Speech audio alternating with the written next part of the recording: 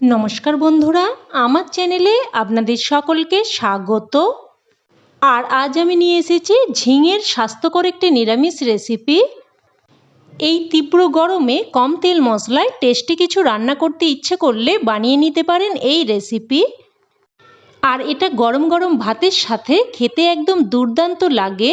তো চলুন কথা না বাড়িয়ে রেসিপিটি ঝটপট শুরু করা যাক। প্রথমেই আমি এখানে নিয়ে নিচ্ছি 1 চামচ মতো গোবিন্দভোগ চাল। এবার এর মধ্যে জল দিয়ে 2-4 বার জল পাল্টে পাল্টে চালটাকে খুব ভালোভাবে ধুয়ে নেব। দেখুন জল পাল্টে পাল্টে খুব ভালোভাবে ধুয়ে নিয়েছি। এবার এটাকে এইভাবে প্রায় 8 থেকে 10 মিনিট মতো ভিজিয়ে রাখবো, আর এই সময় আমি বাকি কাজগুলো সেরে নেব। এবার এখানে প্রায় 500 গ্রাম মতো ঝিঙে নিয়েছি। ঝিঙের শিরাগুলো খুব ভালোভাবে বাদ দিয়ে খোসাটা হালকাভাবে ছাড়িয়ে নিয়ে এইভাবে দেখুন ছোট ছোট টুকরো করে কেটে নিয়েছি। আর ঝিঙে যেহেতু একদমই নরম, তাই ঝিঙের খোসা এইভাবে একটু করে রেখে ছাড়িয়ে নিলে ঝিঙে একেবারে গলে মিশে যাবে না। তো এবার এর মধ্যে দিয়ে দিলাম পরিমাণ মতো লবণ, অল্প একটু হলুদ গুঁড়ো। আর ঝিঙে কিন্তু একদম খুবই কমে যায়, তাই লবণটা অবশ্যই বুঝে দেবেন। এবার দিয়ে দিচ্ছি অল্প একটু লঙ্কার গুঁড়ো, তবে আপনারা চাইলে লঙ্কার গুঁড়োটা স্কিপও করতে পারেন। এবার সব কিছু খুব ভালোভাবে হাতের সাহায্যে মেখে নেব।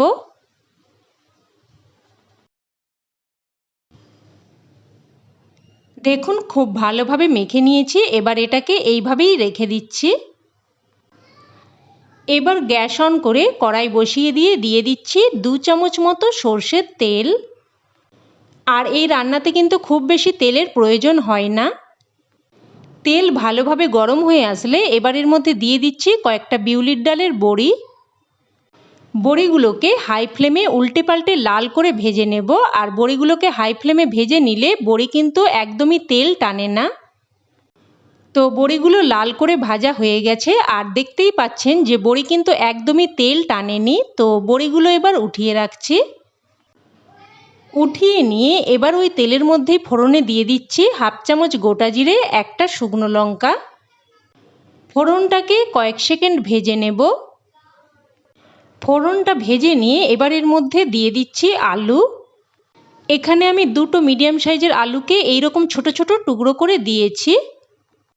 তবে আপনারা আলু ছাড়াও এই রান্নাটা করতে পারেন। তো আলুর মধ্যে আমি অল্প একটু লবণ আর অল্প একটু হলুদ দিয়ে দিয়েছি।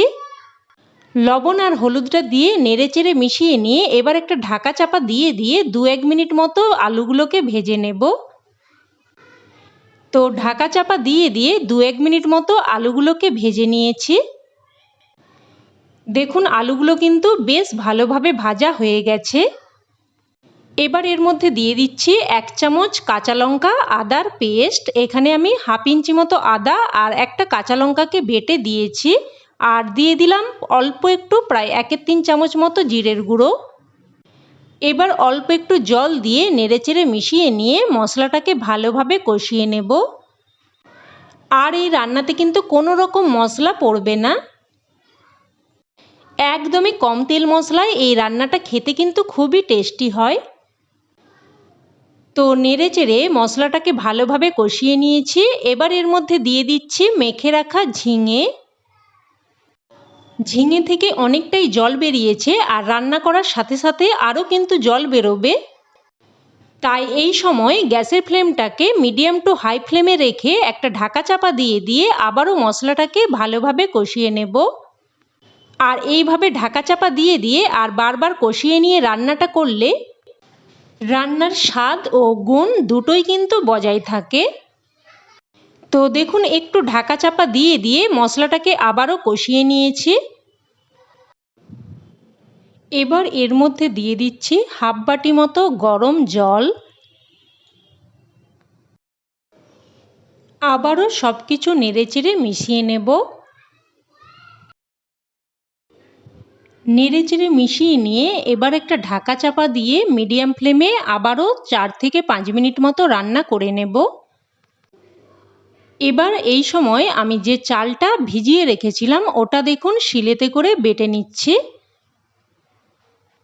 আপনারা চাইলে মিক্সিং জারে করেও বেটে নিতে পারেন, তবে যেহেতু একদমই অল্প একটু চাল তাই আমি শিলেতে করে বেটে নিচ্ছি।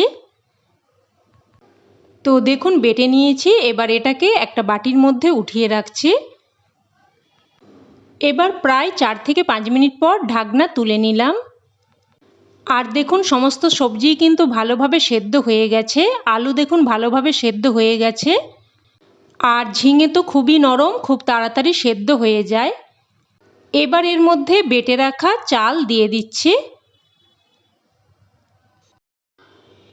আর একই সাথে দিয়ে দেব ভেজে রাখা বড়ি। আর আমি এখানে যেহেতু একদমই ছোট ছোট সাইজের বড়ি নিয়েছি তাই গোটা গোটাই দিয়ে দিলাম। আপনারা যদি বড় সাইজের বড়ি নেন তাহলে একটু হাতে করে ভেঙে দেবেন। এবার আমার একটু লবণ কম মনে হচ্ছে তাই দিয়ে দিয়েছি অল্প একটু লবণ, আর স্বাদের ব্যালেন্সের জন্য দিয়ে দিলাম অল্প একটু চিনি। একটু চিনি দিয়ে দিলে স্বাদটা সুন্দরভাবে ব্যালেন্স হয়, খেতে খুবই ভালো লাগে, তবে আপনারা চাইলে চিনিটা কিন্তু স্কিপও করতে পারেন। এবার সব কিছু মিশিয়ে নিয়ে আবারও একটা ঢাকা চাপা দিয়ে 2 মিনিট মতো রান্না করে নেব। 2 মিনিট মতো রান্না করে নিয়েছি, সব কিছু আবারও নেড়েচেড়ে মিশিয়ে নিচ্ছি। আর দেখুন গ্রেভিটা কিন্তু ঠিক এই রকমই রাখতে হবে, কারণ ঠান্ডা হলে এটা কিন্তু আরও একটু শুকিয়ে যাবে। এবার সবশেষে এর মধ্যে কিছু কুচানো ধনেপাতা দিয়ে মিশিয়ে নিচ্ছি। আর এই রান্নাতে অবশ্যই কিন্তু একটু ধনেপাতা দেওয়ার চেষ্টা করবেন, একটু ধনেপাতা দিয়ে দিলে ফ্লেভারটা কিন্তু খুবই সুন্দর আসে। তো কুচানো ধনেপাতাটা দিয়ে মিশিয়ে নিলেই রান্না কিন্তু একদম তৈরি। একদমই নামমাত্র তেল মশলায় সাদামাটা স্বাস্থ্যকর একটি নিরামিষ রেসিপি। এই তীব্র গরমে গরম গরম ভাতের সাথে এটা থাকলে সকলেই কিন্তু একদম তৃপ্তি করে খেয়ে নেবে। তবে আপনারা এটা কিন্তু রুটির সাথেও খেতে পারেন। এই রান্নাটা অবশ্যই এইভাবে একবার আপনাদের কাছে বানানোর অনুরোধ রইল। আশা করছি আপনারা একটুও নিরাশ হবেন না। তো বন্ধুরা, আজকের রেসিপি আপনাদের কেমন লাগলো অবশ্যই আমাকে কমেন্টে জানাবেন, আর ভালো লেগে থাকলে লাইক শেয়ার করতে যেন ভুলবেন না। আর চ্যানেলের নতুন বন্ধু হয়ে থাকলে চ্যানেলটি সাবস্ক্রাইব করে সাথে থাকার অনুরোধ রইল। আজ তাহলে এই অবধি, আবার অন্য কোনো রেসিপিতে দেখা হবে। ততক্ষণে সকলে ভালো থাকবেন, সুস্থ থাকবেন, আর সকলকে ধন্যবাদ।